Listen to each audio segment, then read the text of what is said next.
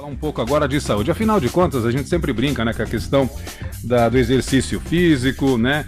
A gente até tem o nosso glorioso Alexandre Palmar, que é o nosso representante atlético do programa, mas o assunto agora é sério para falar de medicina, a prevenção e principalmente cuidar da saúde, né, Renata? Exatamente, Moacir. E você sabe o que é a medicina do esporte, Moacir? Pois é, trata só dos atletas, será? Será que só dos atletas de ponta tem acesso a essa medicina? Ou Olha, qualquer não sei. pessoa Só pode? atletas como o Alexandre Palmar, Exatamente. Será que qualquer pessoa, qualquer leigo pode ter acesso à medicina esportiva? Vamos conversar sobre isso. Vamos conversar sobre isso. E é bem por aí. A medicina do esporte aborda questões sobre atividade física, exercício físico e do esporte em pessoas de todas as idades. E o objetivo é prevenir, tratar, reabilitar, melhorar o desempenho e a qualidade de vida das pessoas.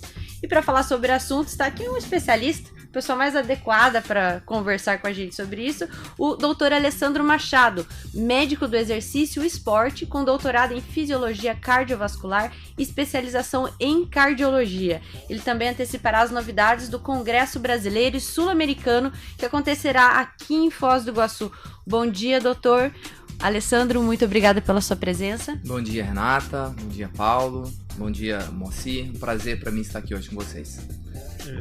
Bom dia, doutor. Vamos direto ao centro nervoso. É possível dizer que a medicina esportiva está diretamente ligada à qualidade de vida e saúde das pessoas? Se isso é verdade, por quê? A medicina do exercício está ligada à saúde das pessoas, né? A medicina do esporte e do exercício, né?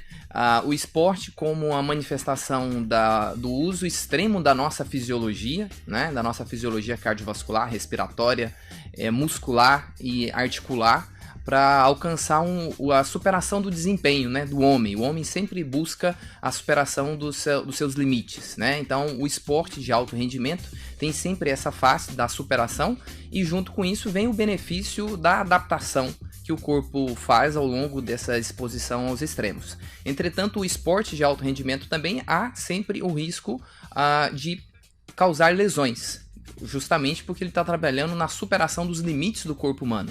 Então esses limites precisam ser trabalhados com o cuidado necessário para que a gente consiga ter o maior percentual de benefício para o corpo humano, para a pessoa que pratica o esporte, e o menor risco envolvido. Já o exercício traz um benefício para a saúde de todas as pessoas. E aí quando a gente fala em exercício, a gente não está falando somente em competição, mas na gente conseguir sim aumentar, estimular esse sistema respiratório, estimular esse sistema cardiovascular, esse sistema muscular, esse nosso aparelho locomotor, né? Para que a gente consiga manter ele cada vez mais saudável, né? Então o exercício ele estimula a adaptação, estimula as células a se multiplicarem. E quando a gente faz essa estimulação, a gente reduz uma série de consequências do envelhecimento natural do ser humano, né? Porque o envelhecimento envolve que as células deixam de se reproduzir, e elas deixando de se reproduzir, elas vão naturalmente ficando mais preguiçosas, se a gente pudesse assim dizer. E quando a gente faz exercício físico, a gente dá faz um movimento contrário, né? E aí esse movimento que leva ao benefício que o exercício traz para as pessoas, do ponto de vista da saúde. Quando o senhor fala de benefícios em termos de exercício, qualquer exercício, de qualquer maneira, tudo vai fazer bem para a saúde ou há cuidados nisso? Perfeito, uma boa pergunta, né? Assim, quando a gente fala toda modalidade de exercício ou de atividade física, ela vai trazer benefício. Agora, se a gente fala de qualquer maneira, de qualquer modo, aí é que está o limiar do risco que pode ser envolvido, né? Se eu estou sedentário e vou iniciar uma prática de exercício, eu vou já começar uma atividade de corrida, né? Isso aumenta o risco de eu ter lesões no meu aparelho locomotor, nos meus ligamentos, nas minhas articulações, na minha musculatura. Agora, se eu estou sedentário e eu quero alcançar o objetivo de correr uma prova, uma corrida de rua, isso é possível, desde que você faça primeiro uma avaliação para primeiro saber qual é o seu status de saúde hoje, né? Então essa avaliação envolve uma avaliação multiprofissional que a área, né, digamos assim, a área do exercício, né, que não envolve só a medicina, mas outras profissões ligadas à medicina, como a educação física, o educador físico, o fisioterapeuta, né, o nutricionista do esporte, né, o nutrólogo. Então é um conjunto de profissionais que se envolvem nesse processo de tornar o indivíduo saudável e ativo. A quantidade, dependendo do objetivo do indivíduo, né? Se o indivíduo quer um exercício de maior intensidade, maiores vão ser os cuidados necessários para esse processo. Agora, o simples fato da pessoa sair do domingo de casa de manhã e ir para a Avenida Paraná, por exemplo, que vai ser fechada, e fazer uma caminhada, levar o seu cachorro para caminhar, ir com seus filhos caminhar, uma caminhada leve, isso já traz por si só um benefício, né? Existem alguns estudos que mostram que o indivíduo, que se ele conseguir caminhar 10 mil passos por dia, isso já traz um benefício do ponto de vista da saúde, tanto do aparelho respiratório, como do aparelho cardiovascular, como do aparelho locomotor. Mas aí nós estamos falando em caminhada leve, em caminhada sem um objetivo de autossuperação. Ou seja, a limitação da atividade vai ser imposta pelo próprio indivíduo. Ele vai caminhando, ele sentiu cansado, ele para. Ele observou uma coisa diferente na rua, ele vai parar para olhar, para conversar. Mas só isso já traz benefício, porque isso faz um contraponto enorme do que a pessoa ficar domingo, por exemplo, de manhã em casa, sentado, assistindo televisão e com controle remoto. Hoje em dia nós fazemos tudo, inclusive a pessoa pode ficar em casa até para alimentar, não precisa mais levantar para fazer comida, né? Você pode ligar para uma entrega de comida e você recebe isso em casa, então isso já traz muitos benefícios. Essa questão, por exemplo, as pessoas confundem muito o início da atividade física com emagrecimento. Então, a pessoa está com sobrepeso, está com aquela barriguinha do final de semana do shopping, e aí na segunda-feira, a bendita segunda-feira, eu vou começar, e já quer ser maratonista. Claro. E aí faz 2, 3 dias, começa a vir as dores musculares e a pessoa para. O que é melhor a pessoa fazer? Essa caminhada de leve toda semana e gradual? Ou realmente nessa questão nem fazer nada? Paulo, a sua colocação é extremamente importante, porque assim, o exercício a gente tem que entender como um processo de um remédio que precisa ser dado todos os dias, ou de maneira contínua. Não às vezes todos os dias, mas com uma frequência determinada, né? Então é diferente, a pessoa pode estar acima do peso e fazer exercício físico com o objetivo, às vezes, de manter não obrigatoriamente ele vai perder peso, né? Porque o exercício e perda de peso envolve um conjunto de outras ações. Mas o indivíduo, mesmo acima do peso, ele pode fazer exercício e ter o benefício no aparelho cardiovascular, no aparelho locomotor, diminuir a perda de massa muscular, né? Uma grande doença desse século é a redução da massa muscular, ou seja, nós vamos envelhecendo e vamos perdendo músculo e sendo substituído por gordura. E isso a gente não percebe. Então a pessoa vai ficando mais idosa. Quando ele era jovem, ele levantava e sentava da cadeira sem apoio nenhum. Depois ele vai ficando mais velho, para levantar da cadeira precisa colocar as mãos, fazer força. Para subir escada já tem uma dificuldade maior, tem um risco de queda. Esse risco de queda envolvido, quando a pessoa está caminhando, tudo isso é perda de força, perda de massa muscular. Então o exercício de fortalecimento muscular, por exemplo, é capaz de reverter no idoso que já perdeu massa muscular, recuperar parte da massa muscular que ele perdeu e ele recuperar atividades que ele não faz mais, né? Mas o melhor do exercício é esse exercício que a pessoa começa já na segunda-feira, após a dor de cabeça, né, que vem do final de semana. Ele deve ser feito com muito cuidado, porque às vezes a pessoa quer compensar algo que aconteceu no final de semana. Isso traz um grande risco, tá? Um grande risco para o aparelho cardiovascular, para o coração, para os músculos, né? Porque você tem lesões e isso gera um ciclo vicioso, porque a pessoa faz uma lesão muscular, ela fica mais sedentária. Porque diante de uma lesão muscular, até mesmo os atletas, jogadores de futebol, a gente tem aí vários exemplos da pessoa que é obrigada a interromper a prática de esporte. Porque realmente, num momento agudo da lesão, seja muscular, seja óssea ou seja ligamentar, é preciso um repouso. Mas esse repouso é relativo, não é absoluto. Claro que o indivíduo vai fazer o quê? Fisioterapia. E a fisioterapia envolve exercícios, mas exercícios específicos para a recuperação do tecido que foi lesado. Doutor, é o seguinte, essa questão toda do estímulo ao esporte e do estímulo ao esporte de modo consciente, que eu acredito que talvez esse seja um dos desafios, né, da medicina esportiva. Quais são, além dessa consciência, quais são os outros desafios dessa medicina para que promova essa longevidade na população, para que as pessoas compreendam que é importante você estar orientado por um profissional? Tá perfeito, Renata. Isso assim, é uma pergunta de 1 milhão, né? Que assim, a gente tem várias questões que envolvem esse processo do exercício. O primeiro aspecto é a pessoa sentir, se convencer de que é necessário sair do sedentarismo, né? Esse é o primeiro passo. O segundo passo é a pessoa conseguir encontrar um tipo de atividade que lhe traga prazer. Porque nós temos que entender que nós, seres humanos, somos guiados por aquilo que traz motivação para nós. Então, para isso, existem diversas modalidades de atividade física. A gente tem esportes, mas nós temos atividades físicas diferentes, como, por exemplo, o indivíduo, a dança. A dança é um tipo de atividade física que ele traz benefícios também do ponto de vista do exercício, porque você aumenta a sua frequência respiratória, você precisa ter flexibilidade, ter coordenação motora e traz benefícios também. Então, o segundo passo é encontrar algo que a pessoa goste de fazer. E encontrar esse segundo gosta de fazer. E aí, junto com isso, um outro aspecto é avaliar o que eu posso fazer diante do meu nível de saúde atual.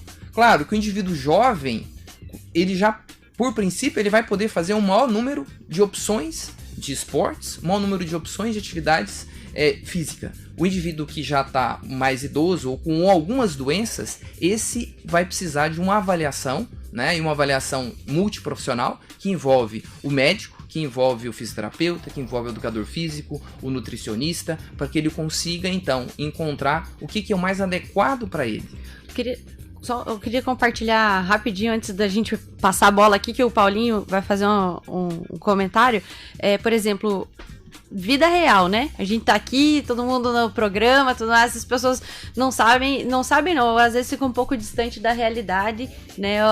Os desafios que a gente encontra aí. Eu, por exemplo, há 2 anos atrás, eu tinha 83 quilos. Né, eu sou uma mulher de 1,65 m, para quem nunca me viu, e 83 quilos está bastante acima ali do peso ideal. Do peso ideal, exatamente. E com um acompanhamento com um médico, né, que me orientou, uma nutricionista esportiva que soube me avaliar, pegar minha rotina e transformar, adequar ela, tanto para a questão até mesmo financeira, né, que as pessoas pensam, eu não vou para um nutricionista, só vai me passar produto caro para comer e tudo mais. Não é bem assim. E com acompanhamento de um educador físico, como o senhor bem trouxe, em 1 ano eu consegui reduzir 23 quilos. Então, assim, faz muita diferença você ter uma orientação profissional e promove, e também promove, além do prazer no esporte, você escolher um esporte que te agrade, mas também você evita lesões e você deixa de se frustrar com o exercício. Porque as pessoas associam muito, né, Moacir? Fazer exercício físico com algo de dor, de pesar, enfim, e não necessariamente precisa ser assim. Exatamente. O nosso ouvinte Evandro, doutor, disse, e o futebol do fim de semana? Ou seja, o cidadão está a semana inteira lá no controle remoto, nos aplicativos de comida e no domingo vira o Neymar. Isso é perigoso? Isso de fato traz riscos, né? Porque o indivíduo vai estar exposto a uma musculatura, aos ligamentos, à articulação que não está devidamente preparada. E dependendo da intensidade do futebol de final de semana, né? O futebol é um esporte de contato, né? Você tem um grande risco de ter lesões, né? A gente sabe que esse futebol de final de semana, ele é um grande, digamos assim, impulsionador de lesões, principalmente de joelho, né? Joelho, tornozelo, né? Que o futebol como sendo um esporte de contato. Agora, para esse ouvinte que quer jogar o seu futebol durante a semana, a nossa sugestão é que ele faça algum tipo de atividade física durante a semana que prepare ele para esse esporte, né? Porque toda atividade de esporte de contato, há uma necessidade de um preparo maior, né? Para a gente justamente manter a saúde. A gente quer, com o esporte, manter e aumentar o nosso nível de saúde. Doutor Alessandro, você tocou em vários momentos aí essa questão da multidisciplinaridade, né? Quando se trata de buscar qualidade de vida, né? Para essa pessoa que quer caminhar para ter bem-estar, para ter qualidade de vida, isso também implica em uma alimentação adequada, ter mudanças de hábitos alimentares. Essa é uma questão, e na sua resposta também gostaria que o senhor dissesse, o senhor falou que para ter efetividade a caminhada é a partir de 10 mil passos, isso? quanto isso significa em quilômetros, ou seja, são 5 quilômetros, 1 quilômetro, quanto a pessoa tem que andar diariamente na sua caminhada para obter esses benefícios da caminhada diária, né? Perfeito. Então, assim, os 10 mil passos equivalem a aproximadamente 6 quilômetros, né? Se você coloca aí a passada em torno de 40 centímetros, né? Bom, a segunda pergunta que você fez sobre o exercício, a mudança de hábitos alimentares, né? Então, assim, a pessoa pode fazer exercício, tornar-se saudável do ponto de vista do aparelho respiratório cardiovascular e não mudar os hábitos alimentares, né? São duas coisas que podem caminhar juntas ou separadas. Qual é a grande vantagem quando a gente coloca isso junto, né? É que a gente potencializa, né? É como se a gente tem um carro de boa qualidade e aí eu, junto com isso, eu faço modificações nesse carro, por exemplo, coloco um pneu adequado para o piso que eu vou andar com esse carro, né? Então isso melhora o rendimento. Então sempre que eu vou fazer um processo de mudança de exercício físico, se ele vem associado a mudança de hábitos alimentares, a gente está falando de mudança de qualidade de alimento, né? Alimentos hoje no nosso século, com o processo da industrialização, a gente come muitos alimentos processados e esses alimentos processados também trazem uma série de resíduos, né, químicos, que também têm consequências. E o tipo do alimento também, né? Às vezes uma grande quantidade de calorias, né, e com a baixa qualidade de nutrição, né? A gente às vezes com uma grande quantidade de doces, grande quantidade de gorduras e com poucos nutrientes envolvidos. Então sempre que eu puder associar essas duas coisas, o meu rendimento vai ser melhor e isso também traz consequências para o aspecto da redução das lesões também, né? Porque você vai ter um corpo mais nutrido adequadamente, mais preparado para o desafio que ele vai ser imposto para ele com exercício físico. Por exemplo, nesse momento, Alexandre Palmar comendo uma banana aqui no estúdio. Nosso atleta não para nunca. E banana, como dizia um ex-colega meu, é potássio, né? Para atividade física. Mas, Renato, o pessoal tá bombando aí na nossa rede social, gostando do assunto, né? É verdade, o pessoal tá gostando do assunto, inclusive fazendo um gancho aqui com a nossa matéria, falando sobre esporte, saúde e tudo mais. O pessoal tá respondendo a nossa enquete, Moacir. Por exemplo, o Wagner Silva, a nossa enquete, só para contextualizar, falando sobre a abertura aos domingos, o fechamento pro transporte pros carros, né, pros veículos, e a abertura para a população circular ali na Duque de Caxias. A opinião do Wagner Silva, ele tá dizendo o seguinte: eu acho super válido esse fechamento desse trecho da Avenida Paraná, bom para uma boa caminhada ou até mesmo fazer como na Avenida Paulista em São Paulo, com música, shows de rua. Parabéns aos envolvidos. Parabéns, então, nosso querido amigo Wagner. Pelo jeito, a atitude está agradando. Então, assim, doutor, podemos começar, não na segunda, podemos começar amanhã na Avenida Paraná, um pequeno passeio, uma pequena caminhada. Outro ponto que o ouvinte também pediu pra gente é a questão do calçado. Não adianta você caminhar com sapato, né? Tem que ter um calçado adequado para você também se sentir confortável, né? A questão do vestuário, que às vezes a pessoa assim pega a pior camiseta que tem lá no vestuário e vai caminhar se achando um atleta. Então também essa questão do calçado, da vestimenta, a questão do suor. Perfeito, a pergunta é importantíssima. Até o protetor solar, né? Vamos começar com a pele, né? O calçado adequado, o calçado, quando a gente vai começar uma caminhada, deve ser confortável, né?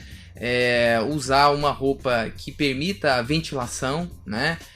Roupas folgadas, né? Que permita que o indivíduo transpire e isso possa fazer as trocas de calor. Agora, quando a gente fala numa caminhada, passeio, por exemplo, a gente está falando na Avenida Paraná, é um passeio que a pessoa vai fazer com a família como uma atividade recreacional, né? Essas atividades recreacionais requerem menos cuidados quanto a esses aspectos do calçado, da roupa, mas, por exemplo, a proteção solar é igualmente necessária, né? Agora, quando a gente eu vou fazer caminhadas regularmente e eu tenho o objetivo de caminhar 2 km, 3 km, 5, 6 km, né? Eu quero caminhar em passos rápidos, eu quero daqui a algum tempo conseguindo dar pequenos trotes, pequenas corridas. Aí a gente começa a entrar num nível que é necessário um preparo maior, uma avaliação, às vezes até multiprofissional, né? Uma avaliação médica, uma avaliação de um nutricionista ou de outros profissionais envolvidos para te orientar.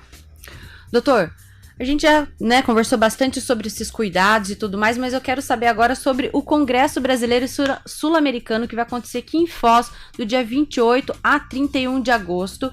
O que é possível antecipar para a gente com relação a avanços e tendências na área? Muito bem, assim, é um prazer pra gente estar conseguindo estar envolvido e trazer esse evento para Foz do Iguaçu, né? É um evento que tem uma abrangência sul-americana, né? A gente vai ter pesquisadores do Brasil e da toda a América Latina trazendo informações sobre a área, né? A gente vai ter oportunidade de discutir, por exemplo, aspectos técnicos do exercício para a criança e para o adolescente. Quais os cuidados necessários que diz respeito ao desenvolvimento, né, do aparelho locomotor? A gente sabe que a criança está em fase de crescimento, está na fase de desenvolvimento muscular. Né? Que tipo de esporte é adequado? Né? Quais os cuidados que eu devo tomar para colocar meu filho para fazer uma prática esportiva? Né? Aspectos da nutrição no esporte. Né? Como eu ajustar? Eu, por exemplo, tenho algumas doenças. Tem pessoas que têm, por exemplo, diabetes, que usam insulina. Né? A gente sabe que a diabetes tem um risco da hipoglicemia, ou seja, diminuir o açúcar do sangue e a pessoa desmaiar. Né? E o exercício, você consome isso. Como ajustar a atividade física para esse tipo de pessoa com esse tipo de doença, né? Ou eu tenho uma doença do coração já instalada, eu tenho insuficiência cardíaca, eu já tive infarto. Como você ajustar o exercício para esse tipo de população que já tem uma lesão de um sistema, né? Do sistema cardiovascular, por exemplo, que a gente está falando, né? Então são temas bem diversos e também tem cursos pré-congresso que ajudam a preparar até os profissionais também envolvidos, né? Como, por exemplo, fazer o teste de exercício, o famoso teste da esteira, mas o teste da esteira com a medida da capacidade respiratória, com a medida dos gases, né, que é o teste cardiopulmonar de exercício, sobre o aspecto da biomecânica do exercício, como você ajustar o processo da biomecânica, ou seja, se a gente está falando tanto o indivíduo que vai correr, como ajustar o tipo de calçado, o tipo de pisada, né, para a intensidade de exercício que a pessoa vai estar submetida. Então são todas temáticas que a gente vai ter oportunidade de aprofundar mais e discutir sobre isso durante o congresso. Doutor, a gente já está se encaminhando para o fim da entrevista e eu gostaria de perguntar para o senhor como é possível fazer a inscrição, quais os contatos do evento e que você deixa aí um último recado para a comunidade, abrir o microfone para você fazer um convite e também as últimas considerações. Enfatizando quem pode participar, exatamente, né, Renata? Profissionais de quais áreas, né? A quem aqui da cidade esse evento pode receber, né? Enfim, todo o serviço aí do Congresso. Perfeito. Muito obrigado pela oportunidade. Assim, o Congresso como vai ser nos dias 28, 29, 30 e 31 de agosto, né? O Congresso ele está aberto a todos os profissionais, tanto que já atuam na área, como os estudantes da área de medicina, da área da educação física, da nutrição, da fisioterapia, né? Além disso, as pessoas que têm interesse no exercício, a gente sabe que a gente tem muitos atletas amadores na cidade, é sempre uma oportunidade que a pessoa vai ter de ter esclarecimentos e informações de ponta sobre como ela fazer a sua atividade física, como ela evitar lesões, né? Como ela fazer uma prevenção, né?